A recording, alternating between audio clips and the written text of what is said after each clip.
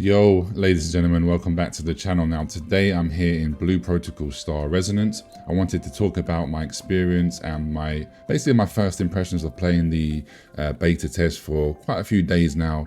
And yeah, so before we get into that, don't forget to like the video, subscribe to the channel if you are new here, and don't forget to leave me a comment down below. Have you been playing Blue Protocol Star Resonance? What do you think, or is it just like a hard pass for you? So yeah, anyway, without further ado, let's get into this one. So guys, I was really excited for this game originally. So Blue Protocol, if you don't already know, the original one was made by Bandai Namco. It was released in Japan, and I managed to get into it and I played it for a little bit, but I got banned pretty fast because they didn't like foreigners playing the game basically on their servers. For whatever reason, they didn't like it.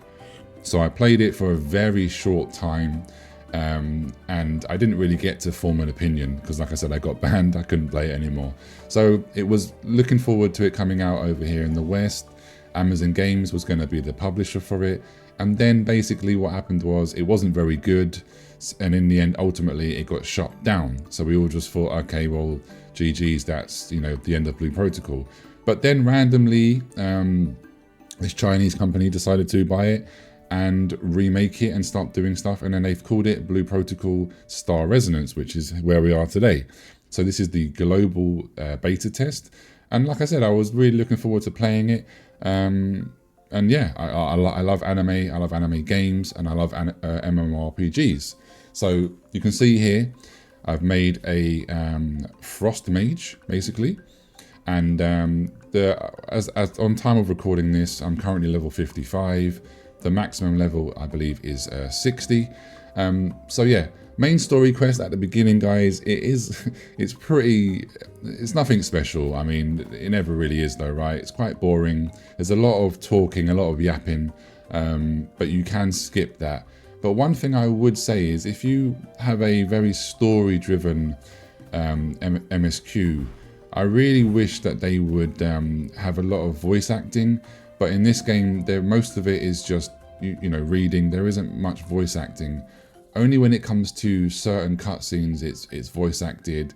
And I would say those cutscenes are really good. They're done very well. Voice acting's great. So I wish there was just more of that, basically. And then I would be more inclined, I'd be more immersed in the story, and I would watch them, you know, I would watch it all if it was all voice acted. But anyway, movement now, guys. You have to... one thing I have to say, the movement in this game is great. Once you unlock all of these movement abilities, you can see here, you have to time it right. You can also fly as well. You get a dash here. Again, if you time it, you get a secondary dash. But yeah, you have multiple jumps. You can hover. Very, very cool. You also have, obviously, like in every MMO, you have some mounts as well. I'll quickly show you the mounts that we can get. So yeah, as you can see here, some cool looking ones. Some of these you have to obviously buy. Some of these you can just obtain from playing and things like that. So yeah, some of these are looking a little bit odd, obviously, but it is what it is. So yeah, so movement around the map is cool. We have mounts, like I said. We also you can teleport as well. Now, the game looks good. I think the game looks really, really nice. Now, the things that I don't like is the content is time gated. I know a lot of MMOs do this, games do this. I just really don't like it. It's just a pet peeve of mine. I just don't like being time gated and have to wait to a certain day for things to open up. I understand why it is done. It does help, obviously, casual players. It helps people that can't play a lot. But I just personally, I don't know, I just don't like it. What do you guys think? Let me know down in the comments section. But another thing that I really don't like in this game, it's odd because I do like it and I don't like it, but it's the combat, right? Because especially as a Frost Mage, the combat is very static. So you can see I can't move and basic attack. I'm locked in place. Same thing with my abilities. Everything has a cast time, which, you know, isn't the end of the world, but I would just like to, I do like this dash though, this little blink that I've got. But yeah, I just like to be free and be able to move around. And yes, I know the game is also on mobile, but that doesn't excuse having static combat, because there's gacha, and I mean, you know, the gacha games can also be played on mobile, and they have really fast-paced, really good combat. Now, I do know that some of the classes, more the melee ones, you can move and basic attack, but a lot of them you are sort of locked into place. So that is one thing I would like to see changed if possible, but it is what it is. But yeah, so yeah, I don't know, I've got a love-hate relationship with the combat, because I like the effects, the abilities. Like I said, I like the blink on my mage. I like, you know, these things like that look really, really good. I like it. And then you also have these extra abilities here. I'll show you these. These are called like, they're called battle imagines, but just think of those as extra skills. You can basically obtain those through playing the game. Other than that, the game has a lot of features, a lot of content. You can see here you've got dailies, you've got weeklies where you can go and do your dungeons. You can also, there's hard modes, challenging modes of these as well. There is world bosses that you can go around the map finding and fighting. There is elite mobs that you can hunt down. If you don't want to do anything like that, there is very chilled stuff to do. You have, where is it here?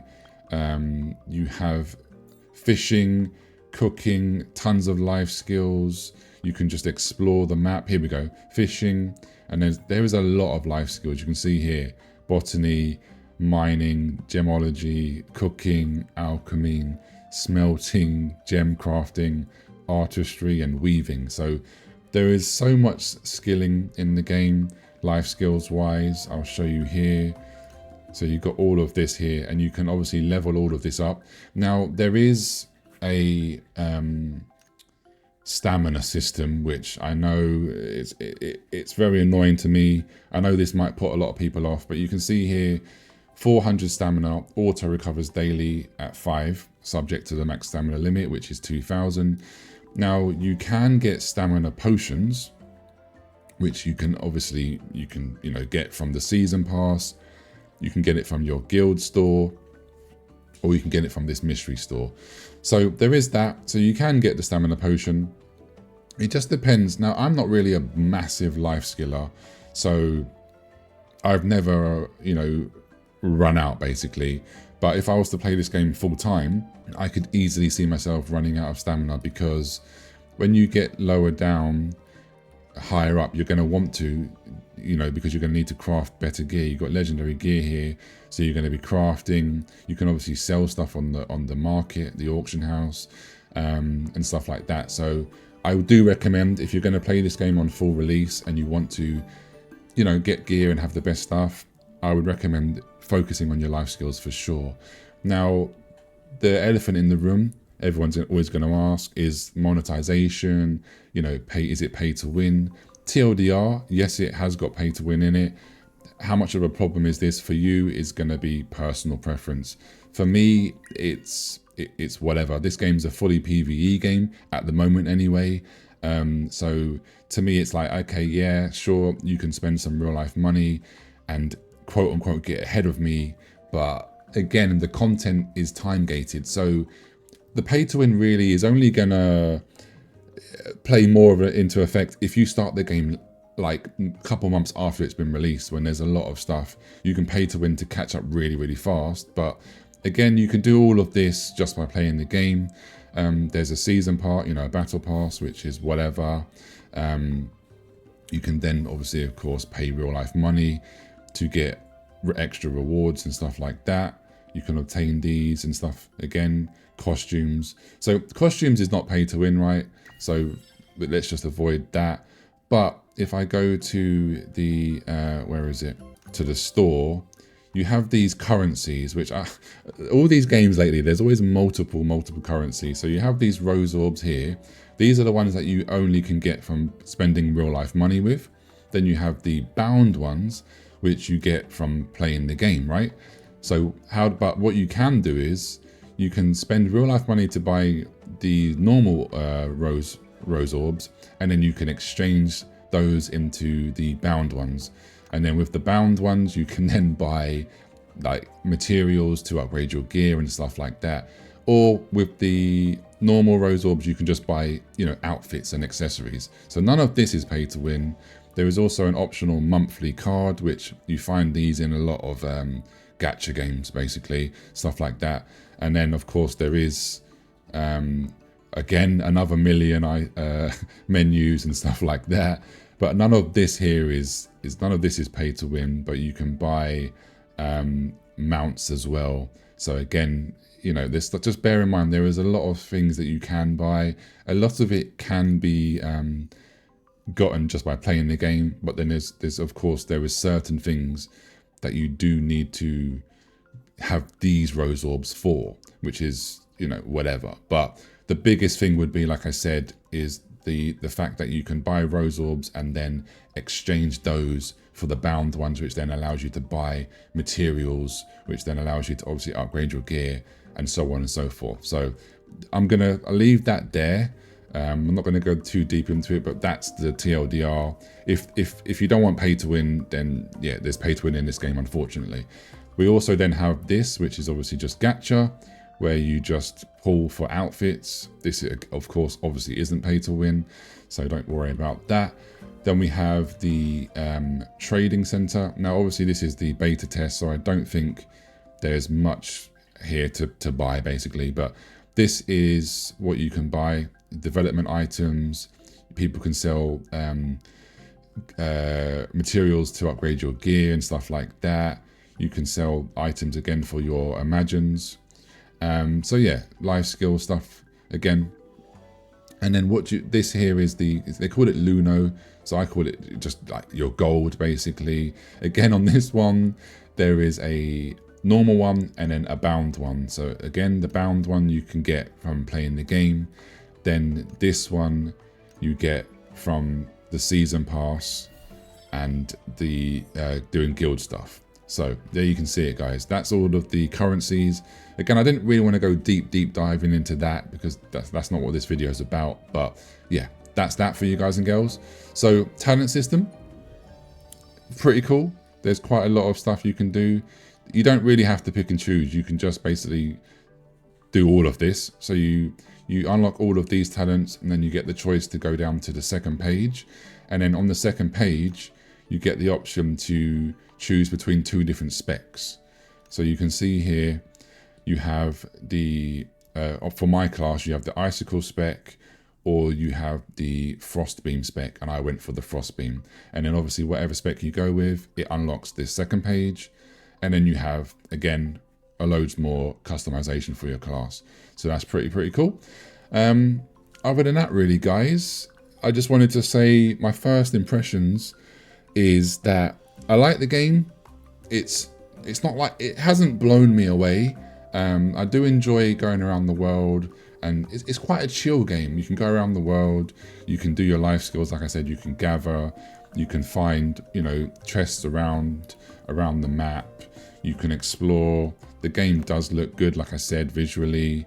If I scroll out, you can see the map here. So you have these different areas. Again, there's obviously more here, but it's not open for this beta test. But you can see what I mean about time gating. If I go on here, so this area, this location isn't going to open for another 4 days. Then we have this one here. This one opens basically tomorrow.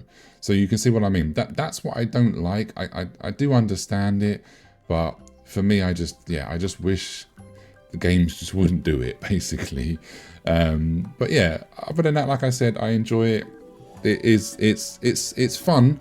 I wouldn't probably play. I don't think I'd play this as my main MMORPG because there's just something about it that doesn't.